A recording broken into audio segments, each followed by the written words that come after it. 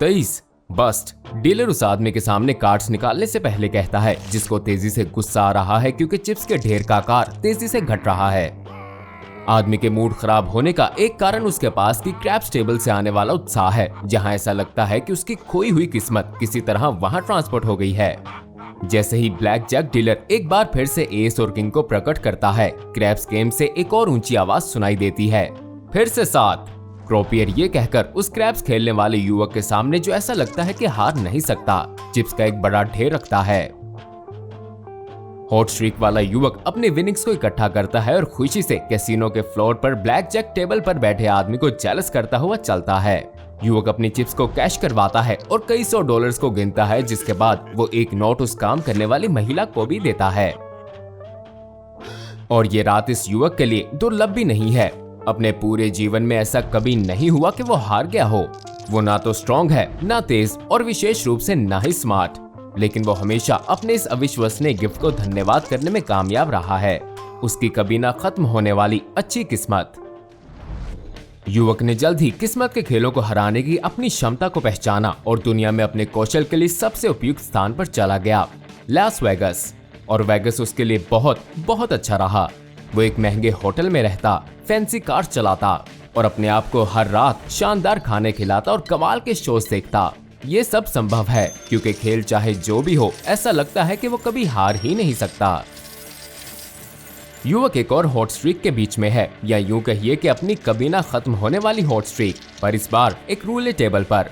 वो हर बार कैसे कर लेता है? क्राउड में से कोई कहता है जब वो एक और नंबर पर निशाना लगाता है, अपनी शर्त पर 37-1 देता हुआ।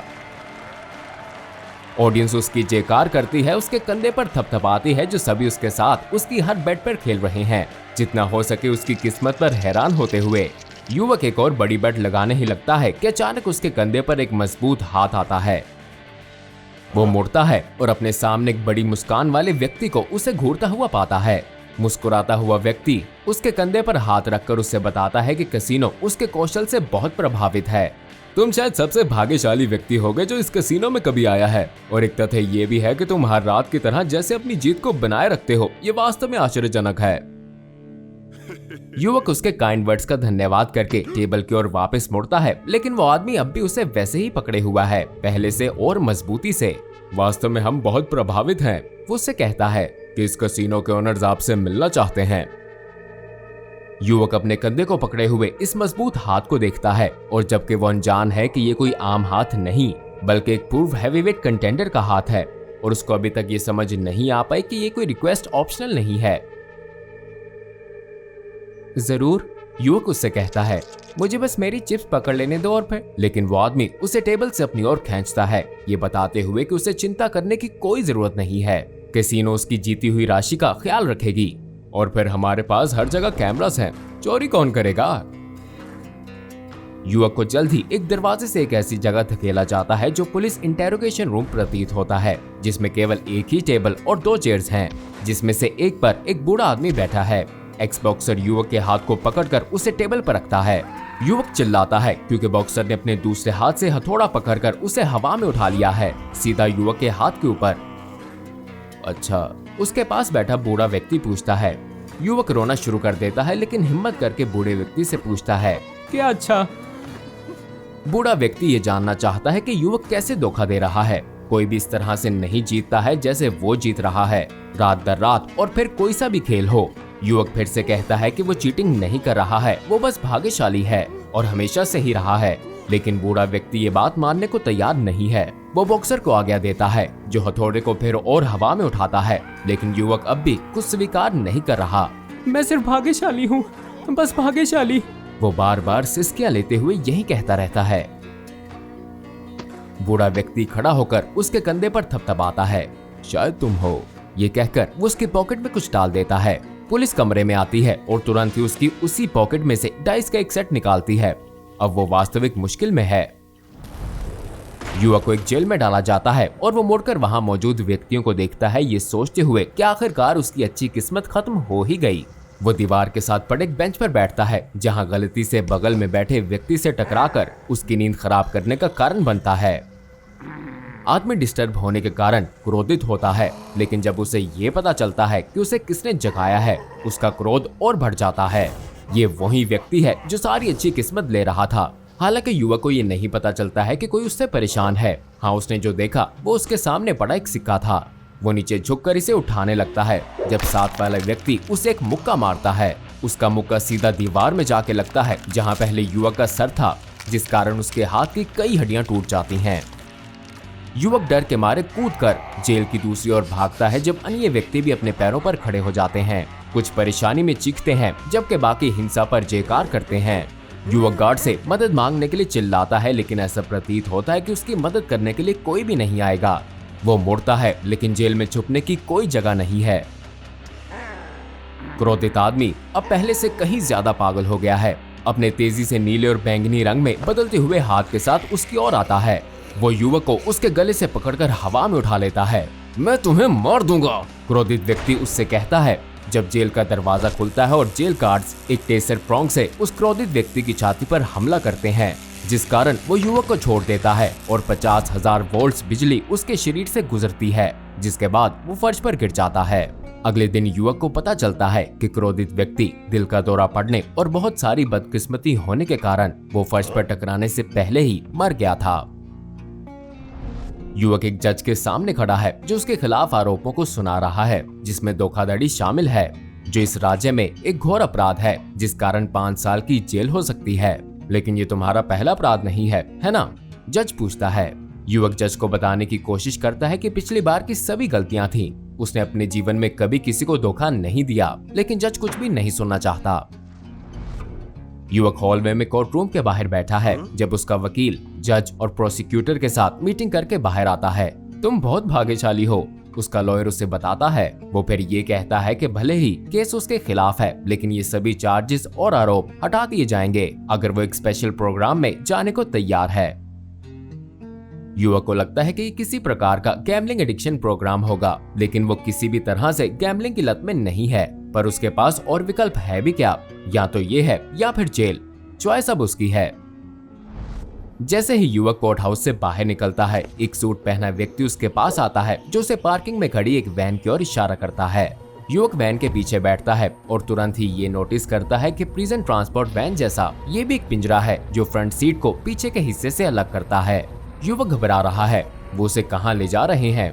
ये ऐसा लगता है कि बहुत तेजी से हो रहा है। क्या ये सब लीगल भी है? और हाँ, उसकी चीजें कहाँ हैं जो जेल में उससे ले ली गई थीं? बात सुनो, वो ड्राइवर से कहता है। मेरी चीजें कहाँ हैं? मेरे पास मेरा वॉलेट भी नहीं है। उसके बारे में चिंता ना करो, वैन चलाने वाला व्यक्ति कहता है। तुम्हें उसमें से किसी चीज की भी जरूरत नहीं होगी, तुम अब डी क्लास हो। युवक को नहीं पता कि इस बात का क्या मतलब है, लेकिन वो इतना जानता है कि ये अच्छा नहीं है और अब आखिरकार उसकी किस्मत खत्म हो ही गई है।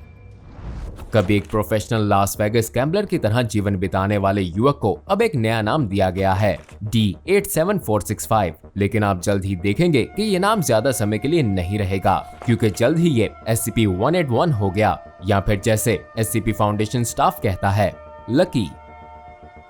SCP-181 को फाउंडेशन द्वारा पहली बार नेवेडा गेमिंग कमीशन को बार बार धोखा देने के आरोप में गिरफ्तार करने के बाद नोटिस किया गया था। इसे मूल रूप से फाउंडेशन डी क्लास कर्मचारियों का हिस्सा बनाया गया था, जिनका उपयोग SCP फाउंडेशन अनोमलीज की प्रॉपर्टीज को बेहतर ढंग से समझने के लिए और विभिन्न टेस्ट करने के लिए करती है। हालांकि ये जल्द ही स्पष्ट हो गया कि इस व्यक्ति की बाधाओं को हराने की क्षमता का धोखाधड़ी से कोई लेना देना नहीं है। अपने पहले एक्सपेरिमेंट में, जो आर्म्ड रेलिक्वेरी कंटेनमेंट एरिया 02 में हुआ, जहां इसे और अन्य डी क्लास कर्मियों का एक ऐसे SCP से सामना करवाया गया जो उसके संपर्क में आने वाले व्यक्तियों में अत्यधिक क्रोध और जानलेवा प्रवृत्ति को भड़काने के लिए किया जाता है, और फिर डी क्लास मेंबर्स में से एक क्रोधित होकर सभी डी क्लास कर्मियों को मारने लग गया, केवल एक को छोड़कर। शायद इसे युवक का सौभाग्य ही कहा जाएगा कि इस क्रोधित डी क्लास ने D87465 को अनदेखा कर दिया, जो फर्श पर अन्य लाशों के बीच लेटकर मृत होने का ढोंग कर रहा था। जल्दी armed response team experimentation cell में आई और इस क्रोधित डी क्लास को नीचे गिरा दिया। अगले टेस्ट में इसका सामना SCP-075 के साथ हुआ, एक जीव जो एक बड़े स्नेल जैसा दिखता है जिसकी 6 उंगलियों वाला पैर है। SCP-075 अपने छोटे आकार की तुलना में बहुत भारी है, जिसका वजन लगभग 860 किलो है। इसके बावजूद ये बेहद तेज गति से चलने की क्षमता रखता है और अपने पास आने वाले किसी भी व्यक्ति पर छलांग लगाकर उन पर घातक तरल फेंकता है। D87465 को SCP-075 के साथ एक सेल में रखा गया ताकि उसकी स्पीड और रिएक्शन टाइम को टेस्ट किया जा सके। हालांकि SCP-075 ने टेस्ट के दौरान सभी पूर्व D क्लास कर्मियों को मार दिया था।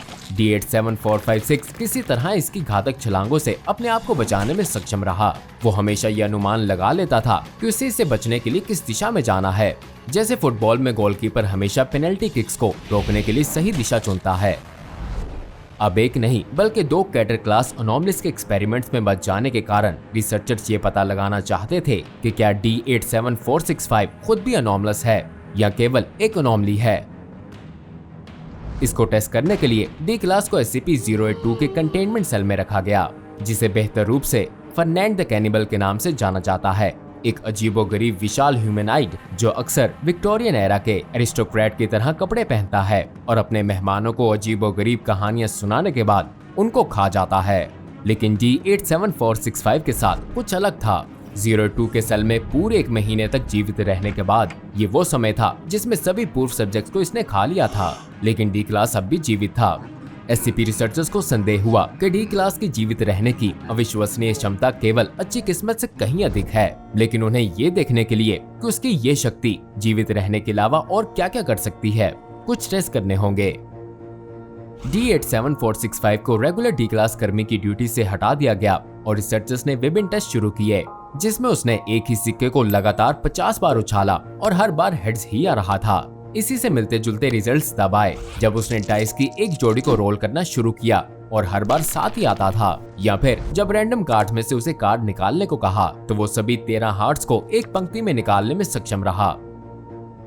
फाउंडेशन रिसर्चर्स को अब ये विश्वास हो गया था कि ये युवक भाग्यशाली से कहीं अधिक था। ये प्रोबेबिलिटी पर एक अननेचुरल प्रभाव पैदा करने की क्षमता रखता है, लेकिन फिर भी रिसर्चर्स को ये संदेह था कि वो इन प्रभावों को जाने बिना ही इनको पैदा कर रहा था। इस बिंदु पर D87465 को रिक्लासिफाई करके एक नई डेजिग्नेशन दी गई, SCP-181।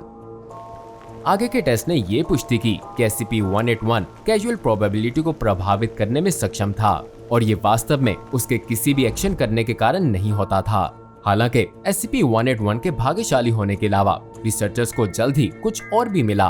बायो रिसर्च एरिया 1-2 जहां SCP-181 निहित है, यहाँ डेथ और इंजरी रेट्स का ऑडिट करने से पता चला कि जब से उसे यहाँ लाया गया था तब से इसमें ड्रामेटिकली वृद्धि हुई है। ऐसा लगता है कि SCP-181 केवल अपना सौभाग्य नहीं बनाता, ये किसी न किसी तरह इसे दूसरों से छीन लेता है। अब ऐसा प्रतीत होता है कि हर भाग्यशाली क्षण जिसका ये अनुभव करता है उसका विपरीत किसी और के साथ होता है। हर बार जब वो डाइस की जोड़ी पर साथ लाता है किसी और के पास एक एक आता है और हर वो मौत जिसमें वो बच जाता है किसी और को मरना पड़ता है। इसकी क्षमता कितनी ज्यादा हो सकती है इसका पता लगाने का कोई तरीका नहीं है। क्या पता ये न्यूक्लियर ब्लास्ट में भी बच जाए, और यदि ऐसा होता है तो फिर इसके विपरीत क्या होगा ये बताना असंभव है। इन नई खोजों के आलोक में SCP-181 को उसके लो लेवल कंटेनमेंट सेल, जहां उसे D क्लास पर्सनल के साथ संपर्क करने की अनुमति थी, से हटाकर साइट 27 में भेज दिया गया है, जहां वो सोलिटरी कन्फाइनमेंट में रहता है और सेफ क्लासिफाई किया गया है। स्टाफ के साथ सभी बातचीत को लिमिटेड कर दिया गया है ताकि उसके अस्तित्व और सुरक्षा को सुनिश्चित किया जा सके, बिना किसी भी ऐसी घटना का जोखिम उठाते हुए जिस कारण वो भाग्यशाली हो जाए।